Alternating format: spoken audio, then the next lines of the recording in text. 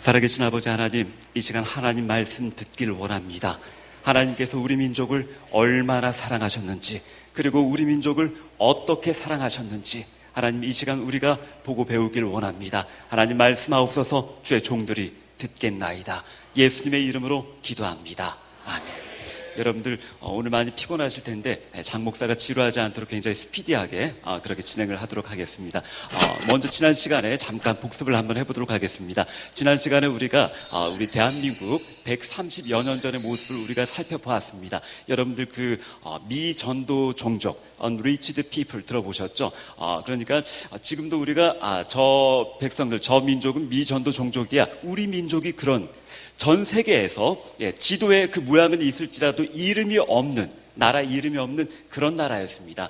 근데 이 조선의 정부가 전 세계에 들려지기 시작합니다. 그리고 먼저 하나님을 알던 그 민족들이, 신앙의 선배님들이 반응을 해서 이렇게 선교사님들을 보내주셨더랬죠. 그리고 1866년에 영국의 토마스 선교사님께서 먼저 최초로 우리 대동강으로 먼저 오십니다. 제너럴 셔먼 홀을 타고요.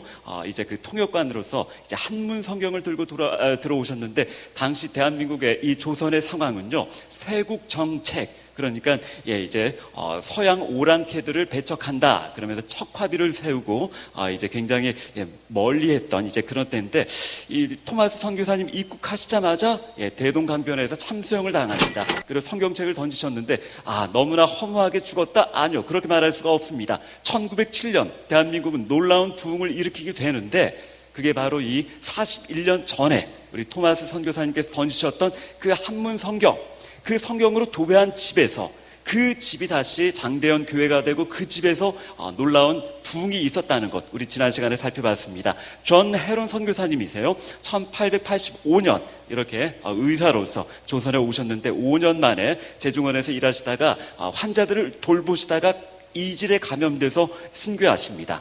이분께서 가장 먼저 양화진에 묻히신 분이시고요. 그리고 조셉 데이비스 선교사님, 이분은 호주 선교사님으로 최초로 먼저 이제 입국을 하셨는데, 서울에 오셔서 6개월 동안 언어를 배우시고, 이 조선에서 선교사가 아무도 없는 곳이 어딥니까?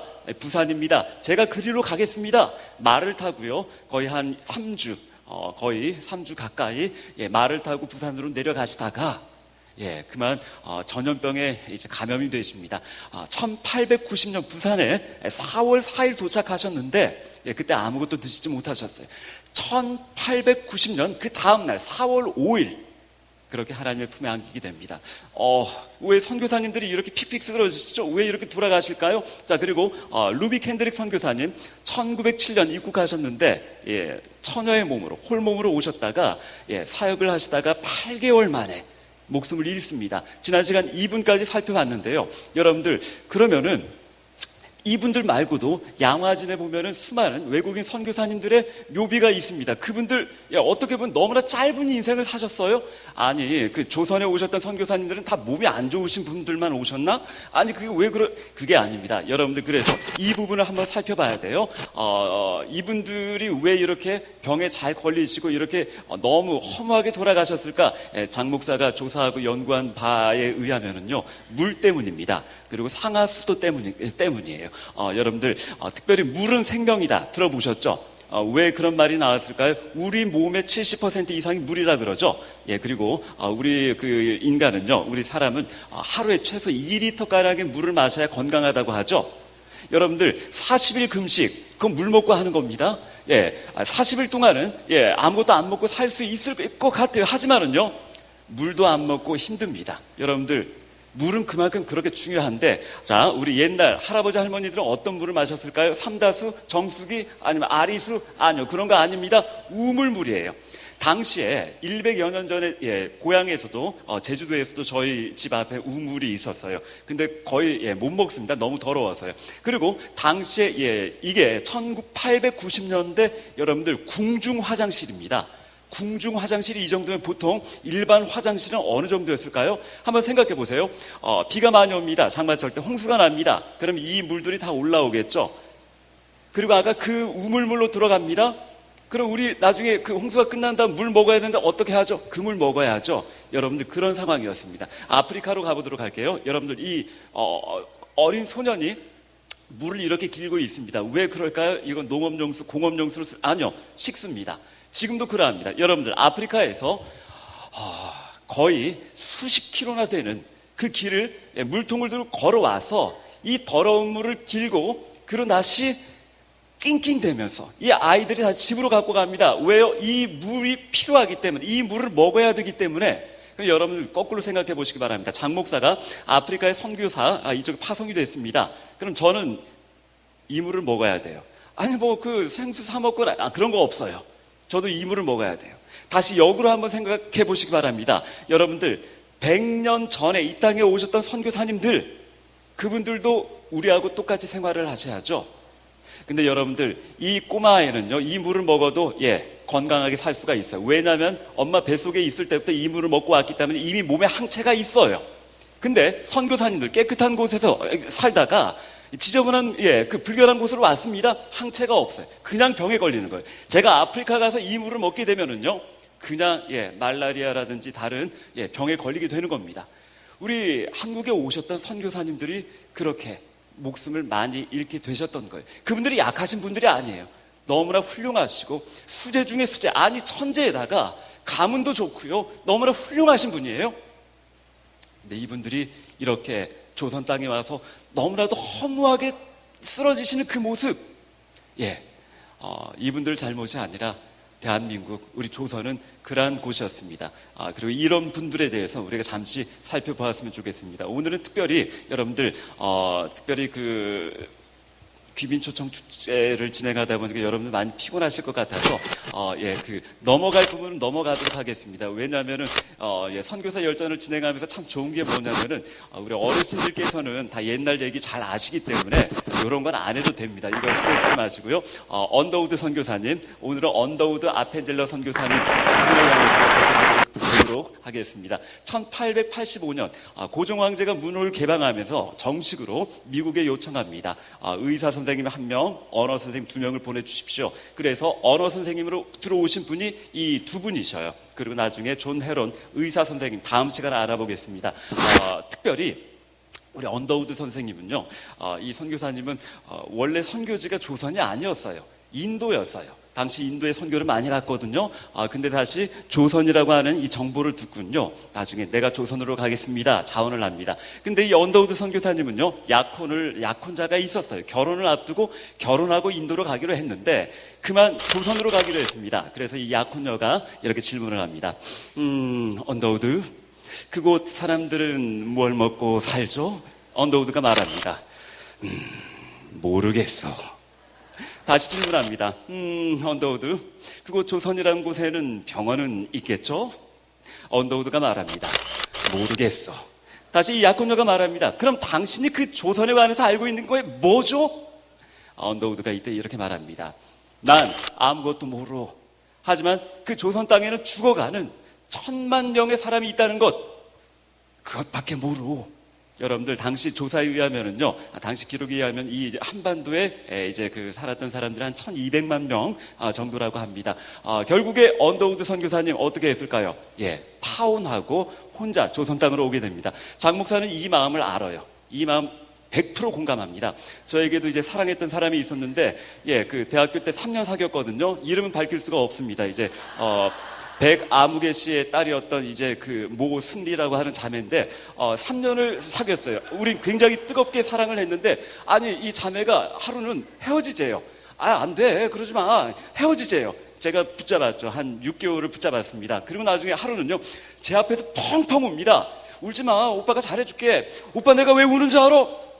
오빠가 잘 못해줘서지, 세상에서 제일 행복한 여자로 만들어줄게. 오빠 한번 믿어봐. 그랬는데요, 나중에 펑펑 울면서 내가 왜 우는 줄 알아? 그리고 이 한마디를 합니다. 사모하기 싫으니까. 사모하기 싫대요. 그 순간 어떻게 했을까요? 제가 알았어, 오빠가 목사 안 하면 되잖아, 목회 안 할게, 그냥 돈 많이 벌고 우리 저 그러지 않았습니다. 그래, 잘가, 안녕, 보냈습니다. 저 완전 언더우드죠. 그쵸. 언더우드, 장더우드. 아무튼 그래서 저는 언더우드 선생님의 마음을 100% 공감합니다. 제물포 당시의 모습인데 여러분들 아무것도 없습니다. 이게 인천항이었습니다. 그리고 언더우드 그 고종이 부탁을 했기 때문에 정동에 이렇게 집을 마련해 줍니다. 여러분들 언더우드 선교사님께서 처음에 우리 조선 땅을 보시고 어떤 모습이었는지 우리 잠깐 준비한 영상 잠깐 보고 시작하도록 하실게요. 자, 우리 방송진을 영상 부탁드리겠습니다. 언더우드의 기도라고 배지 않는 조선의 마음입니다. 우리 잠깐 집사님 거기 하이퍼링크가 돼 있는데요. 자막으로 돼 있는데 제가 읽어드리겠습니다. 글자가 작아도 신경 쓰지 마세요. 제가 읽어드릴게요. 여러분들은 그냥 이 당시 조선의 모습만 보시면 됩니다.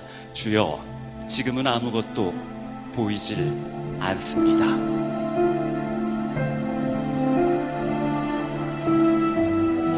주님, 마르고 가난한 땅, 나무 한 그루 시원하게 자라오르지 못하고 있는 이 땅에 저희들을 옮겨와 심으셨습니다.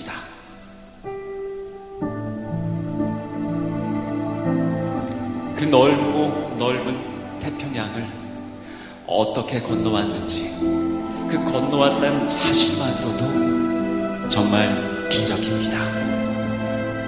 주께서 붙잡아 뚝 떨어뜨려 놓으신 듯한 이곳, 지금은 아무것도 보이질 않습니다. 보이는 것은 고집스럽게 얼룩진 어둠뿐입니다. 어둠과 가난과 인습에 묶여있는 조선 사람뿐입니다. 그들은 왜 묶여있는지도 고통이라는 것도 모르고 있습니다. 고통인 줄을 모르는 자에게 고통을 벗겨주겠다고 하면 의심하고 화부터 냅니다.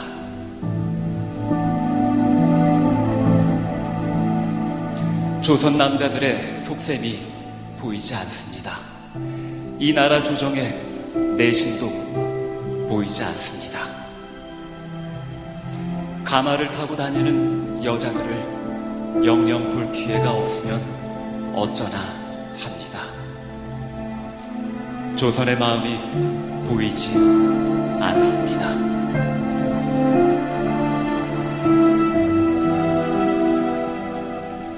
그리고 저희가 해야 할 일이 보이질 않습니다. 그러나 주님, 순종하겠습니다. 겸손하게 순종할 때 주께서 일을 시작하시고 그 하시는 일을 우리들의 영적인 눈이 볼 수 있는 날이 있을 줄 믿나이다.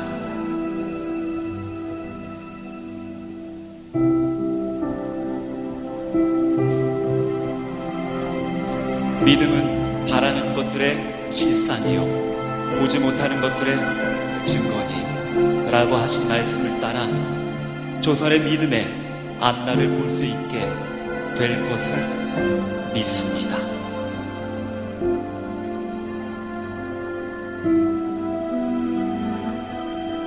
지금은 우리가 황무지 위에 맨손으로 서 있는 것 같사오나 지금은 우리가 서양 귀신 양귀자라고 손가락질 받고 있사오나 저희들이 우리 영혼과 하나인 것을 깨닫고 하늘나라의 한 백성 한 자녀임을 알고 눈물로 기뻐할 날이 있음을 믿습니다. 지금은 예배드릴 예배당도 없고 학교도 없고 그저 경계의 의심과 멸시와 천대함이 가득한 곳이지만 머지않아 은총의 땅이 될 것을 믿습니다. 주여, 오직 제 믿음을 붙잡아 주소서. 영상 내려주시기 바랍니다. 감사합니다. 요한복음 12장 24절 이 말씀 우리 교회 모퉁이돌이죠. 모퉁이돌 그 말씀입니다. 다시 PPT로 부탁드리겠습니다. 여러분들 영상이 조금 흐리지만 132년 전에 우리나라의 이 모습이었습니다. 여러분들 그리고 1888년 1888년 언더우드 선교사님이 이 땅에 오시고 나서 3년 지난 다음에 릴리아스 호튼이라고 하는 여의사가 조선에 입국을 하게 됩니다. 특별히 여러분들 당시 여의사가 굉장히 필요했습니다. 남자 의사가 있지만은 여자들을 진료를 못하는 거예요. 의사니까 일단 맥박을 짚어봐야죠. 남녀 칠세 부동석, 유교 사상 때문에요. 자, 명성황후가 아픕니다. 예, 서양 의사 갑니다. 청지기를 들이대야죠. 어디 황후마마의 옥체에 손을 대려 하는 막 이런 식으로 하기 때문에 이건 뭐 접근이 안 되는 거예요. 그러다 보니까 성교부를 부탁합니다. 꼭 여의사를 보내주십시오. 그래서 릴리아스 호튼이라고 하는 이 여의사가 다시 오게 되는데요. 이분이 하셨던 말씀이세요. 열악한 버섯밭 같은 마을에서 살아가는 작은 민족, 버섯밭 아마 추측해 봅니다. 우리 그 초가지붕이 있죠. 그걸 그렇게 봤던 것 같아요. 근데 언더우드 선교사님 이 릴리아스 호튼하고요 눈이 맞아요. 그리고 나서 나중에 이제 서로 어떻게 하다 보니까 근데요. 이 여자 의사 선교사님께서 8살이 많았어요. 근데 뭔 상관이에요? 뭐 사랑의 국경이 없잖아요. 그 의사인데 좋죠. 예. 저도 괜찮아요. 예. 8살 연상 괜찮습니다. 예. 아무튼요. 이렇게 둘이 나중에 결혼식을 올리게 되는데요. 자, 지금도 질문 들어갑니다. 이 두 분의 결혼. 줄에는 누가 섰을까요? 여러분들이 잘 아시는 분인데요.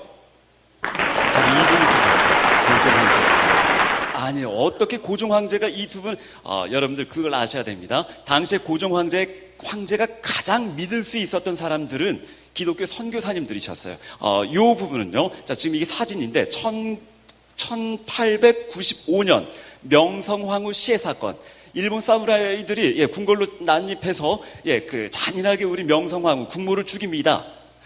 그리고 이 장례식 때인데요. 아무것도 없죠. 당시 조선이 이랬어요. 여러분들 이 사진 누가 찍었냐면 아펜젤러 선교사님이 이제 그 카메라를 갖고 왔기 때문에 찍어서 이제 보존이 된 건데요. 여러분 생각해 보시기 바랍니다. 궁궐에 침입해서 직접 칼로 자신의 아내를 죽입니다. 고종 밤에 잠 못 잡니다. 아무도 못 믿어요. 근데 불침범 돌아가면서 이렇게 왕을 지켰던 사람들이 있습니다. 그게 바로 이분들이세요. 이분들이요 영국 공사관에서 나중에 권총을 빌려오고요. 폐하 주무십시오. 제가 지키겠습니다. 그러니까 그렇게 믿을 만한 사람이 기독교 선교사님밖에 없었던 거예요. 일례로 우리 그 임금님은 식사를 하실 때 수라상을 드시죠. 고종 황제가 이걸 못 먹어요. 누가 독약을 탔을까봐 그 내정자가 있어갖고 그래서 밥을 못 먹습니다. 기록에 의하면요. 언더우드 그리고 아펜젤러가 그 앞에 이렇게 직접 따주는 통조림을 먹었대요. 그리고 이건 기록에 있습니다. 릴리아스 선교사님의 기록에 있는데요. 직접 집에서 음식을 합니다. 그리고 금고에다가 그 음식을 집어넣고 자물쇠로 잠급니다.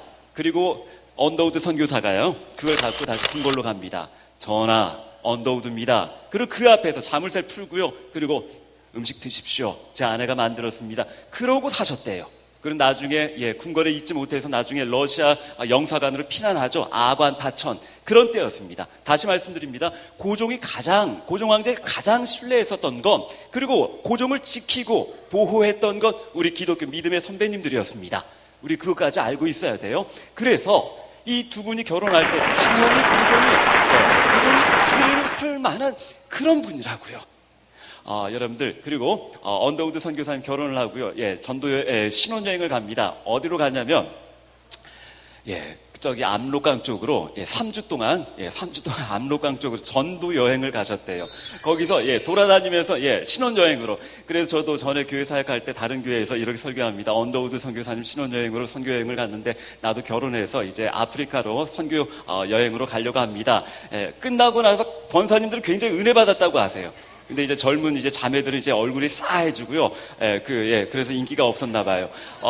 그래서 지금은 작전 바꿨습니다. 한 2박 3일 정도 신혼여행 갔다 오고, 한 3박 4일 정도 다시 선교여행 가려고 하는데, 그래도, 이 자매들은 별로 안 좋아하더라고요. 이게 조금만 더 가보도록 하겠습니다. 언더우드 선교사님이 만든 고아학교입니다. 여러분들, 왜 고아학교일까요? 당시에 양반의 자제들은요, 서당 가지, 그리고 여자애들은 학교 안 갑니다.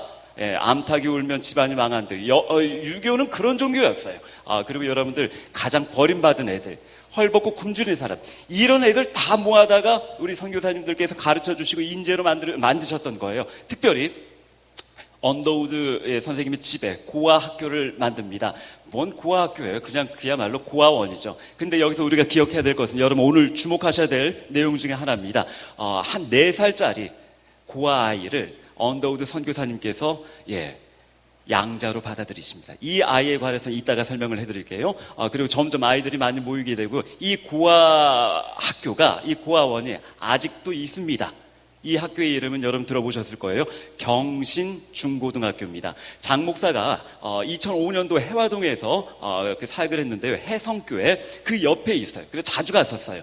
이 학교 축구로 굉장히 유명합니다. 차범근 감독이 여길 나왔거든요. 근데 여러분들 이 경신중고등학교, 근데 여러분들 우리가 기억해야 될 게, 여기서 언더우드 선생님의 선교사님께 가르침을 받고 그렇게 성장한 게 도산 안창호 선생님이 계세요.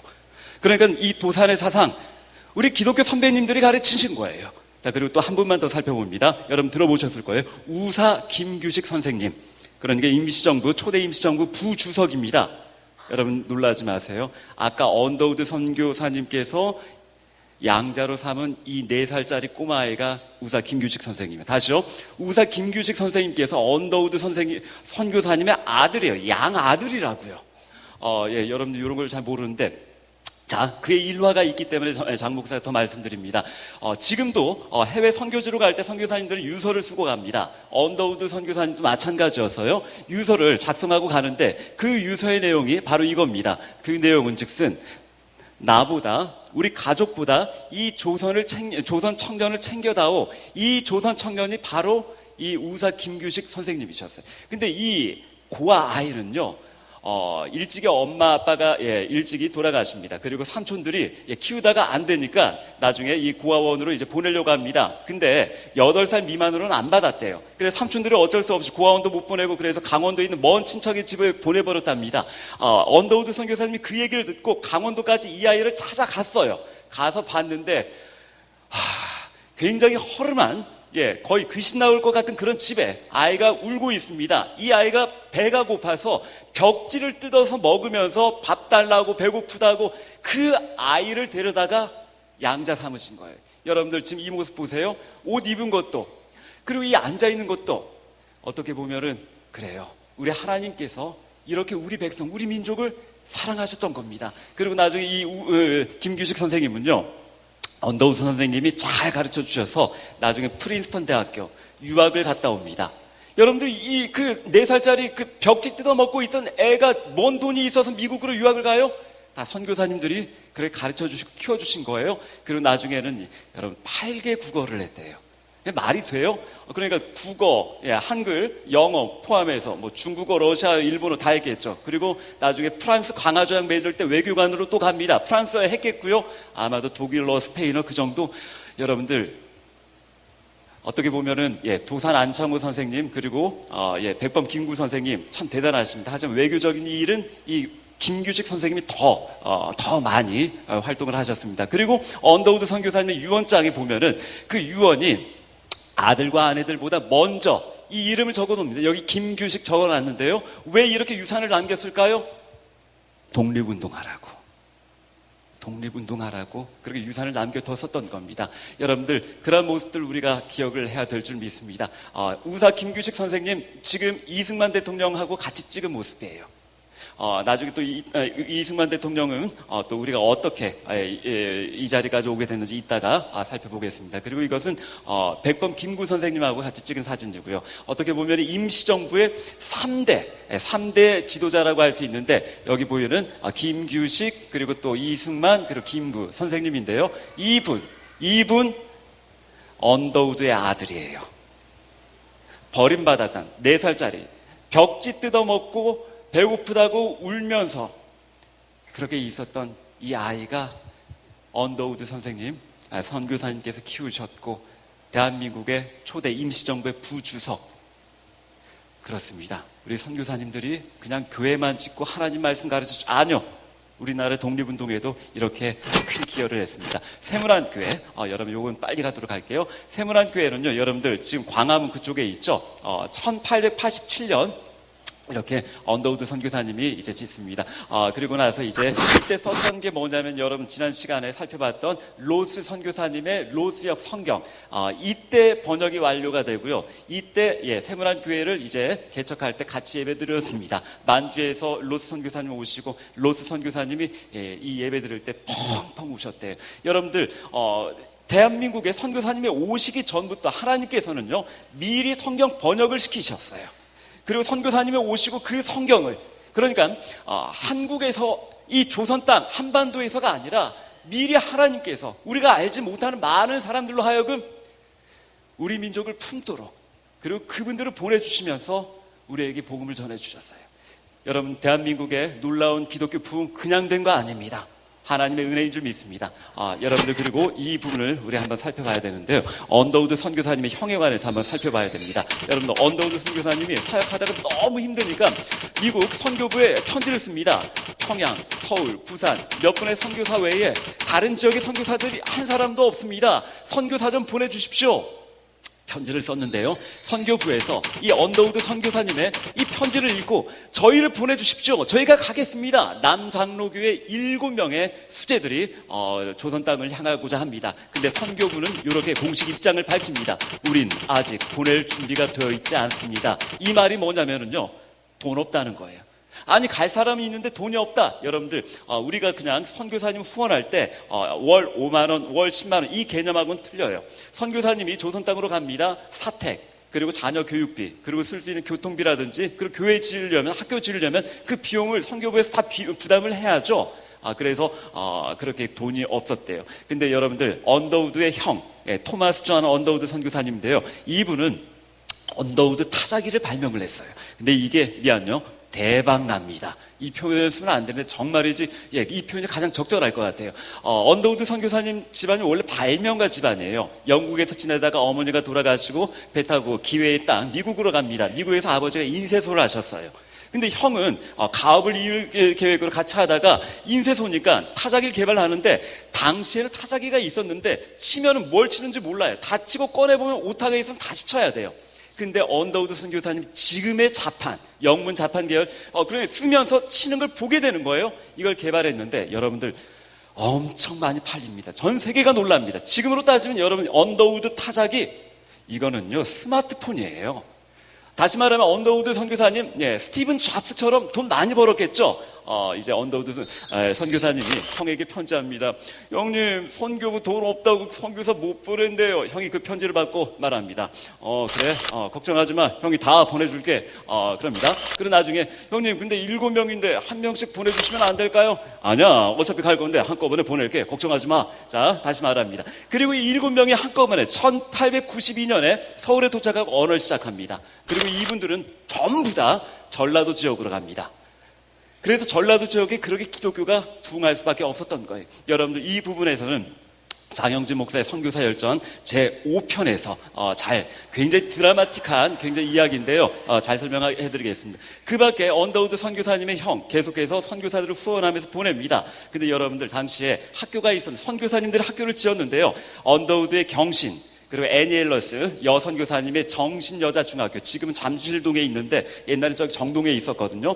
그리고 그 스크랜턴 여사의 이화여학교, 그리고 또 아펜젤러 선교 대제, 이 학교를 졸업했는데 졸업하고 나서 또 상급 학교에 갈 학교가 없는 거예요. 그래서 이 언더우드가 다시 형에게 편지를 합니다. 형님, 애들 가르쳐놨는데 이제 졸업시켜두고 이제 갈 학교가 없어요. 형이 또 말합니다. 동생 걱정하지 마. 대학교 지어줄게. 땅 좀 알아봐. 언더우드가 말해봅니다. 형님, 신촌이라고 하는 곳에 있는데 그 땅값이 좀 비싸요. 그래, 가능한 한 제일 넓은 땅으로 사. 그리고 다시 말합니다. 형님, 봐두긴 했는데 좀 너무 넓은 것 같아요. 잘했어. 걱정하지 마. 돈 보낼게. 그 땅 다 사버려. 그리고 지은 게 여러분, 조선 크리스찬 칼리지, 연희 전문대 들어보셨죠? 연세대예요. 연세대. 지금의 연세대가 언더우드 형이 그렇게 지원해준 그 돈으로 지었던 학교예요. 지금 이 앞에 언더우드 상이 있는데 솔직히 이거 띄워버리고 그 언더우드 형 동상을 세워둬야 될 텐데 아무튼 제가 이 관계자가 아니기 때문에 연대 엄청 넓습니다. 여러분들 지금 신촌의 연대가 왜 이렇게 클까? 언더우드의 형 때문이에요. 사랑하는 성도님들 돈 많이 버십시오. 그리고 우리도 언더우드의 형처럼 이렇게 하나님을 위해서 물질 사용했으면 좋겠습니다. 아멘. 장 목사가 한 2, 3주 전에 영락고등학교에 간 바가 있습니다. 그 관악 동작 지역 복음화 협의회 이제 그 목회자들 모임이 있어서 저는 이제 고등부를 담당하고 있기 때문에 갔죠. 영락고등학교에 딱 들어갑니다. 기분이 나빠요. 질투가 되고요. 근데 그런 사람은 아닌데 굉장히 기분이 나빠요. 왜 내가 남의 교회에서 만든 학교에 들어가야지? 여러분, 우리도 학교 지읍시다. 아멘? 우리 성도님 돈 많이 버십시오. 학교 지어주세요. 그래, 영락고등학교보다 훨씬 좋은 고등학교를 우리가 만듭시다. 제일성도 고등학교, 제일성도 중학교, 제일성도 대학교, 서울대보다 더 좋은 대학교 만들자고요. 여러분들 우리 하나님 돈 없으신 분 아닙니다. 학교에서 2장 8절 말씀에 은도 내 것이요 금도 내 것이라 하나님 갑주까지 달아두셨습니다. 만군의 여호와의 말이니라. 여러분들 하나님께 간구하십시오. 돈 달라고요. 그리고 여러분들 오늘 애들 뮤지컬 하는 거 보셨죠? 다른 애들 돈 주고 부른 거 아니에요. 우리가 가르치고 우리가 이렇게 뛰게 잘했죠. 잘 가르치겠습니다. 학교 지어주십시오. 지금은 기타 가르치고 드럼 가르치고 야매로 하고 있는데 우리 정식으로 하자고요. 그래서 우리 신상민 집사님 그리고 김명아 장로님 그래서 장 목사가 보자고 하는 거예요. 우리가 합법적으로 한번 만들어 보자고요. 그리고 우리 집사님들 장로님들 요거는 우리 거 아니에요. 요건 빌려왔어요. 위에 4개 밑에 8개 전부 다 130만 원입니다. 10번 공연하면 1300만 원이죠. 본전 뽑습니다. 그 정도 공연할 거면요. 장 목사 열심히 할게요. 오늘 뮤지컬보다 더 잘 만들어 둘게요. 이런 거 사주십시오. 이거 나중에 뛰어야 돼요. 힘들어요. 뛰지 말고 그냥 놔두자고요. 여러분들 돈 많이 버십시오. 토마스 언더우드 선교사님, 이 언더우드 선교사님이 형처럼 우리도 그렇게 물질로 하나님께 영광 돌렸으면 좋겠습니다. 아멘입니까? 우리 하나님 들으신 줄 믿습니다. 여러분들 언더우드 선교사님 하지만 1915년 연희 전문대를 세우고요. 그 다음에 몸이 안 좋습니다. 발진 티푸스 병에 걸려서 미국으로 돌아가시는데요. 32년 1년 내 사역을 마치시고 미국에서 숨을 거두십니다. 다시 지금 이제 이작을 해서 지금 양화진 선교사 묘원에 묻혀 있는데 그리고 이 부분들은 시간이 없기 때문에 넘어가도록 하겠습니다. 자녀분들까지 다룰 수는 없어서 언더우드 선교사님의 자녀들 6.25 참전하고 여러분 그 인천 상륙 작전 아시죠? 그 동시 통역하신 메가더 장군 앞에 통역한 게 언더우드 선교사님의 아들이셨어요. 아들들이 그랬던 겁니다. 요건 넘어가도록 하고요. 오늘 시간이 없기 때문에 아펜젤러 들어가도록 하겠습니다. 아펜젤러 선교사님, 언더우드 선교사님과 같이 이제 제물포항이 들어왔는데 이분은 결혼을 하고 오셨어요. 결혼을 하고 오시고 언더우드 선교사님 이곳에서 8살 많은 이제 아내와 다시 만나게 됐고요. 자, 언더우드 선교사님은 아까 배제 않는 조선의 마음 되게 유명합니다. 이 아펜젤로 선교사님의 기도 또한 굉장히 유명합니다. 제가 읽어드리겠습니다. 우리는 부활주일에 이곳에 왔습니다. 그날 죽음의 철장을 부수신 주님께서 이 백성을 얽매고 있는 줄을 끊으시고 그들로 하여금 하나님의 자녀들이 누릴 빛과 자유를 얻게 하소서. 이 기도문이요, 도착하시고 막바로 하셨던 건데 이제 아펜젤로 선교사님의 기념비에 이렇게 기록이 되어 있습니다. 정동제일교회 한번 살펴봅니다. 여러분들 아펜젤로 선교사님이 세운 정동제일교회가 어떻게 보면 한국 최초의 교회일 거예요. 소래 교회는 조직되지 않은 목회자가 없는 교회였기 때문에 교회 당이었을 뿐 아마도 대한민국에서는 이 교회가 제일 첫 번째로 언더우드 선교사님은 세문안교회 2년 후에 짓습니다. 장 목사가 고민을 해봅니다. 왜 아펜젤러 선교사님이 2년 먼저 지을 수 있었을까? 아펜젤러 선교사님은 아내가 있었잖아요. 목회 혼자 못합니다. 그래서 아마도 아펜젤러 선교사님이 먼저 아내가 있어서 이렇게 교회를 개척하지 않았나. 근데 지금 이 정동제일교회인데요. 아직도 이 건물 그대로 있습니다. 당시의 사람들이고요. 이 건물 그대로 있어요. 여러분들 지금은 대한민국 문화재로 지정이 된 건물이에요. 그래서 이 건물은 파손하게 되면 끌려가요. 이거 나라 거예요, 나라 거. 그리고 아직도 예배를 드리고 있습니다. 그리고 여러분 다 불러보셨고 들어보셨을 만한 노래에 이 교회가 나옵니다. 여러분 이문세 광화문 연가 아시죠? 이 가사를 보게 되면요, 여러분들 졸리실까봐 잠 깨려고 장 목사가 그래도 덕수궁 돌담길에 아직 남아 있어요. 이 건물이 아직도 남아 있어요. 어디에 덕수궁 돌담길 따라가 보면 이 건물이 나와요. 그리고 계속해서 부릅니다. 언덕 밑 정동길에 아직 남아 있어요. 뭐가요? 눈 덮인 조그만 교회당이 바로 여기예요. 교회당이 바로 여기예요. 그러니까 근데 여러분 절대 조그맣지 않습니다. 엄청 커요. 이 광화문 연가 이 유명한 노래 이영훈 님이 작사 작곡을 하셨다고 들었는데 구라친 거예요. 작은 교회 아니에요. 장 목사 그래도 이쪽 정동길 이쪽에 작은 교회 있지 않을까? 장 목사가요 2014년 제 고등학교 사역할 때 동료 선생님이 여기서 결혼했어요. 그래서 가서 갈 때도 그 주변에 막 서성기고 찾아보고 올 때도 막 찾아봤거든요. 이 주변에 작은 교회란 교회는 없어요. 이것 하나밖에 없어요. 아니 그 작은 교회 여기는요 시청 옆입니다. 덕수궁이 바로 여기고 여기 땅값이 얼마인데 여기 뭐 개척교회가 못 들어가요. 그러니까 이문세 광화문 연가에 나오는 언덕 밑 그 교회는요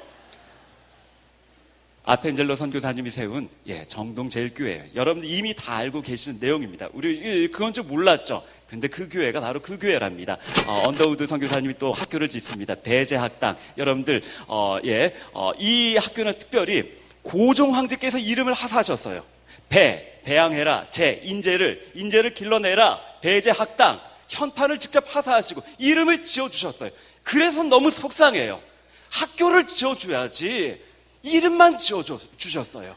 그리고 그런 건물들 요런 건 다 우리 기독교 선배님들이 그리고 먼저 믿은 나라에 우리 신학의 선배님들이 다 후원하시고 헌금하시고 그래서 지었던 거예요. 이 땅에 우리 기독교 선교사님들이 세우신 학교, 병원 다 마찬가지입니다. 교회 전부 다 나라가 지어준 거 아니에요.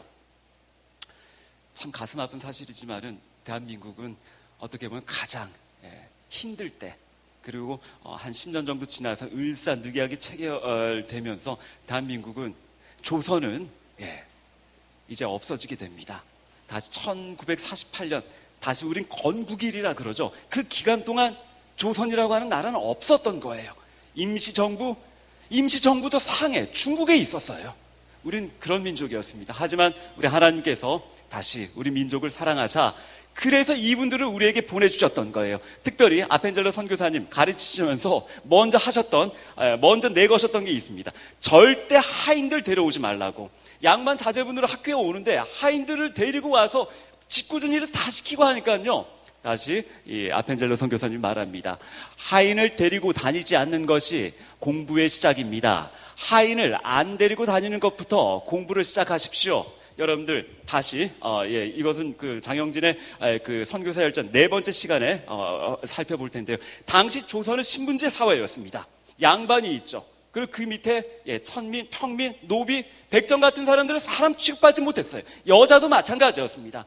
하지만 우리 기독교 선교사님들이 이런 걸 다 없앴던 거예요. 가보개혁 우리 기독교인들로부터 시작이 됐던 거예요. 하나님 아래에서 모든 사람 평등하다. 사람 위에 사람 없고 사람 아래 사람 없다.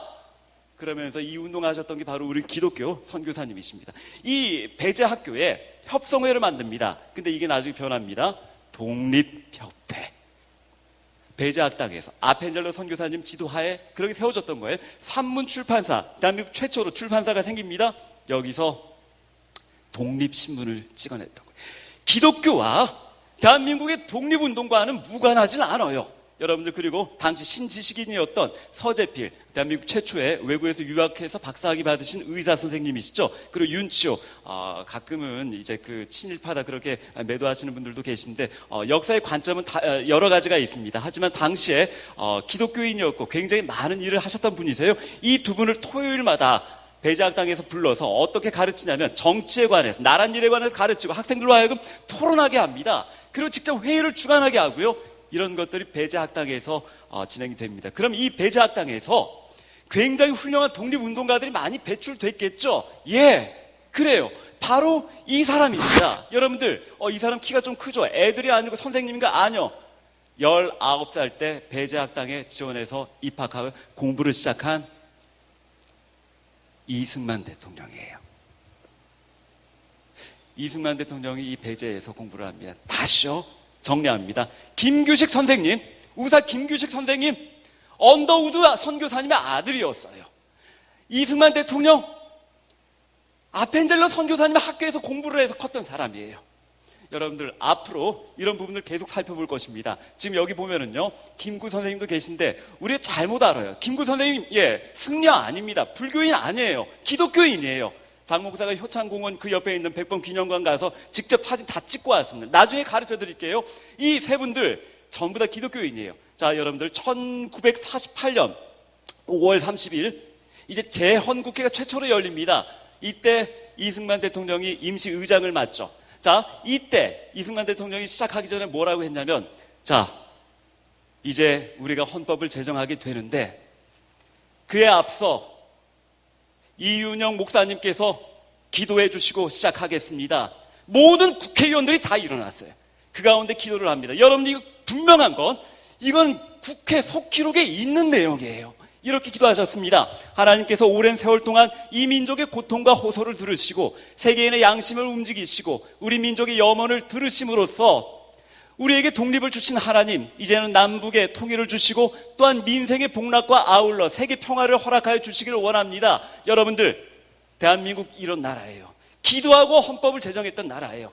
그리고 시간이 지나서 1948년 중앙청, 솔직히 중앙청이라기보다 조선 총독부였죠. 김영삼 정권 당시 이걸 이제 부쉈는데, 이 가운데 이승만 대통령이 8월 15일 취임을 합니다. 그때 직접 이렇게 연설하고 기도하고 시작합니다. 대한민국의 건국을 허락해 주신 하나님께 기도하고 시작하겠습니다. 대한민국은요, 기도하고 시작한 민족입니다. 아멘입니까? 근데 지금 우리가 너무 이 사실을 잊은 채로 우리가 누군지, 우리나라가 어떤 민족인지 잃어버리고 사는 것 같아요. 여러분들,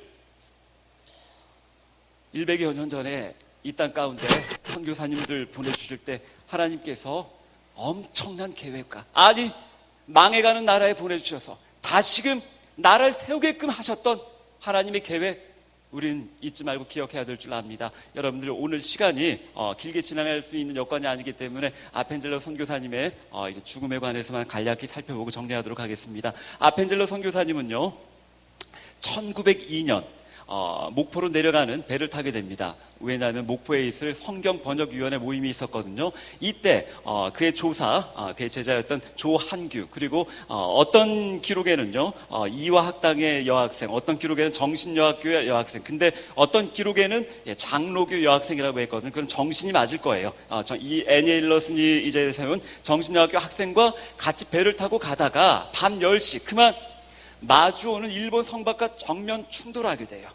근데 아펜젤러 선교사님은 헤엄을 칠 줄 알았어요. 기록에 의하면. 근데 3등 칸에 있는 그 조한규와 그 여학생을 구하기 위해서 빠져나올 수 있었어요. 구조선도 옆에 있었고요. 하지만 굳이 배 밑으로 들어갑니다. 여러분들 잘 아시죠? 가라앉는 배 속에 절대 들어가서는 안 돼요. 우리는 이미 이걸 너무나 익히 잘 알고 있어요. 하지만 굳이 들어가십니다. 어떻게 됐을까요? 여러분들, 세월호 이 침몰하는 가운데 단 한 명도 살아나오지 못했어요. 침몰된 배에서 한 명도 구조하지 못했어요. 아펜젤러 선교사님, 그렇게 이 깊은 군산 앞바다에 아직도 그렇게 잠들어 계십니다. 아펜젤러 선교사님에게도 아내가 있었고 자녀들이 있었는데 그분은 배 밑으로 내려가면서 이들이 보고 싶진 않았을까요? 양화진 선교사 묘원에 가면은 아펜젤러 선교사님의 묘가 있습니다. 가묘입니다. 여러분들, 이거 추모비예요. 아직 이분은요 군산 앞바다에 아직도 그대로 잠들어 계시는 거예요. 그리고 군산 그 앞바다에 이렇게 아펜젤러 기념관이 있습니다. 여러분들 나중에 군산 나중에 여행 가게 되시면 꼭 이런 데 한번 찾아가셔서 우리 선교사님들의 어떤 그런 정신을 본받았으면 좋겠습니다. 마찬가지로 이 아펜젤러 선교사님의 자녀들도 계속 대한민국에서 독립운동을 하시고요. 많은 선교 일을 하시는데 자녀분들에 관한 내용도 넘어가도록 하겠습니다. 여러분들 여기서 우리가 기억을 해야 될 게 있는데요. 지난 2014년 4월 16일 인천 바다를 출발해서 제주도로 가던 세월호가 진도 앞바다에서 이렇게 침몰을 했습니다. 그리고 많은 시간이 지났죠. 근 3년. 올해 4월 11일 1091일 만에 화이트 마린 선박 반잠수식의 이 선박을 통해서 인양을 합니다. 그리고 목포항으로 이 배를 건져 올립니다.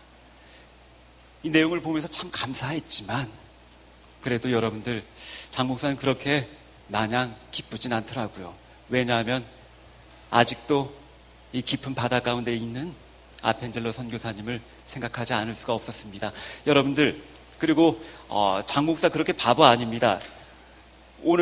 오늘같이 여러분 바쁘고 분주하게 뛰어다니신 귀민초청 축제 이런 날은 그냥 설교 짧게 하고 한 10분 정도 하고 재밌게 하고 기도 세게 한번 딱 하고 보내드려야 되는 게 당연한 줄 압니다.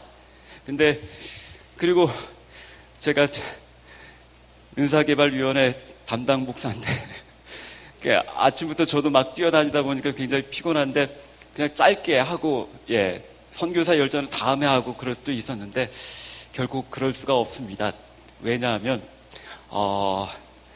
오늘이 바로 이 아펜젤러 선교사님께서 순교하신 날이에요. 지금으로부터 정확히 115년 전에 6월 11일 밤 10시에 이렇게 사람들을 구하려다가 그렇게 나오지 못한 하나님의 품에 안긴 날입니다. 근데 이걸 알고도, 모르면 괜찮지만 알고도 장 목사가 원래 언더우드 아펜젤러는 많이 아시니까 이것도 넘어가려고 했는데 고민하다가 아니다 그래도 해야겠다.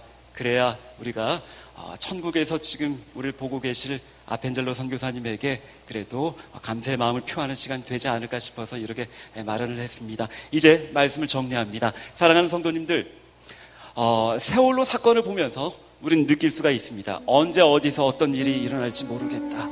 우리가 하나님을 의지하지 않고 어떻게 살 수 있을까? 그렇게 허무하게 바다로 가라앉는 그 세월호를 바라보며 많은 사람들은 간절한 바람을 가졌지만 그들이 할 수 있는 건 아무것도 없었습니다. 우리의 인생도 마찬가지일 거예요. 우리의 자녀를 위해서, 우리 남편, 우리 아내, 우리 부모님을 위해서 어떻게 보면 할 수 있는 것이 하나님을 의지하고 하나님께 간구하는 그런 기도의 시간밖에 없는 줄 그렇게 한번 생각해 봅니다. 사랑하는 성도님들, 우리 인생은요 우리 뜻대로 되지 않아요.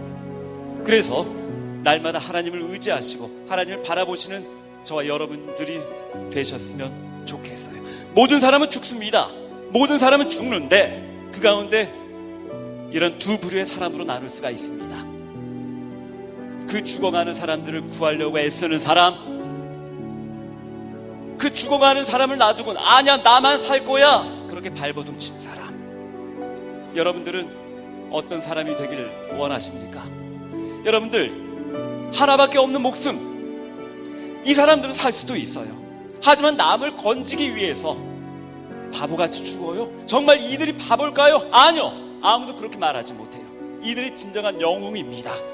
사랑하는 성도님들, 이 땅에 132년 전에 이 땅 가운데 오셨던 파란 눈의 선교사님들, 이들은 오셔서 얼마 살지 못하고 8개월 만에 죽고 6개월 만에 죽고 5년 만에 이질에 감염돼서 죽고 그의 자녀들을 이 땅에 묻고 그의 아내를 먼저 이 땅에 묻고 결국에 자신의 몸까지 이 땅에 작은 미랄로 묻습니다. 바보죠.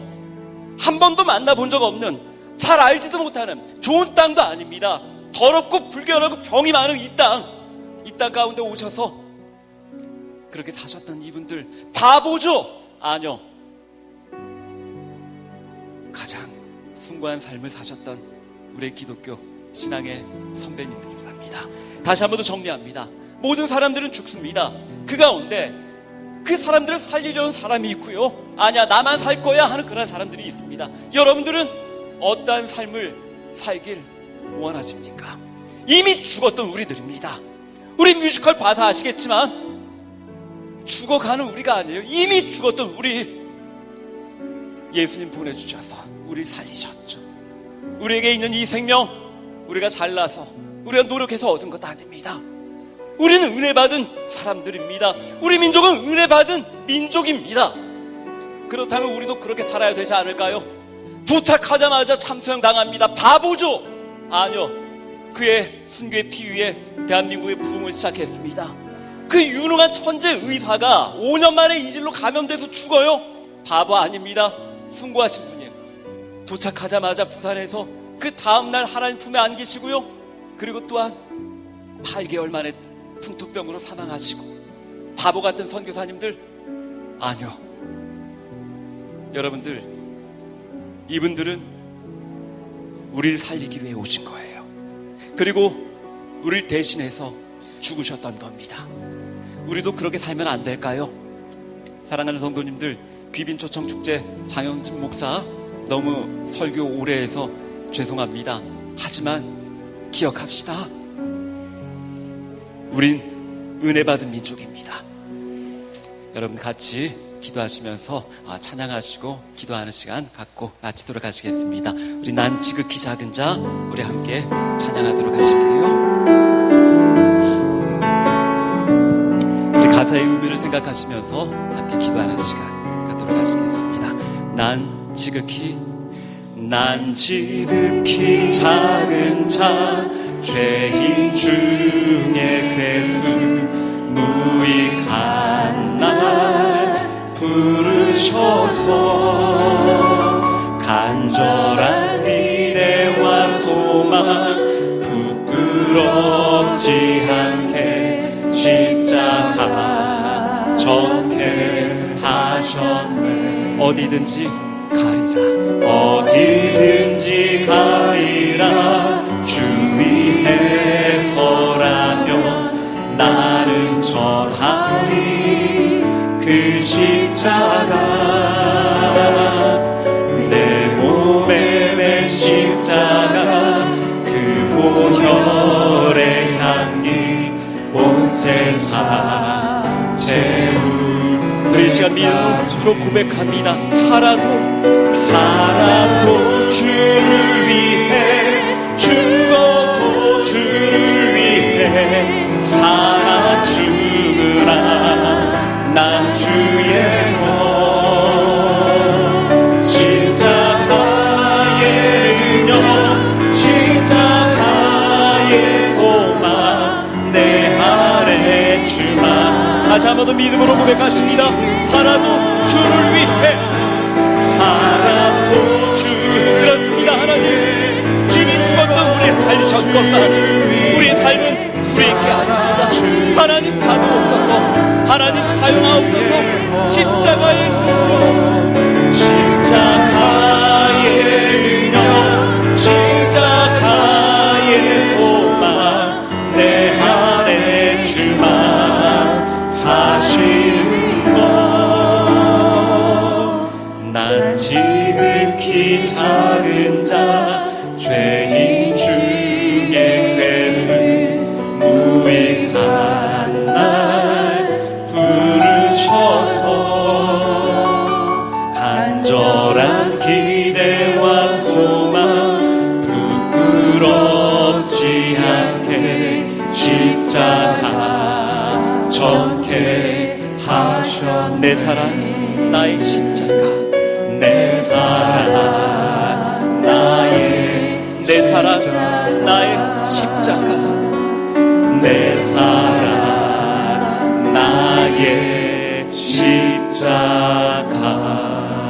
우리 사랑하는 성도님들, 우리 이 시간 함께 기도하고 마치겠습니다. 함께 기도할 때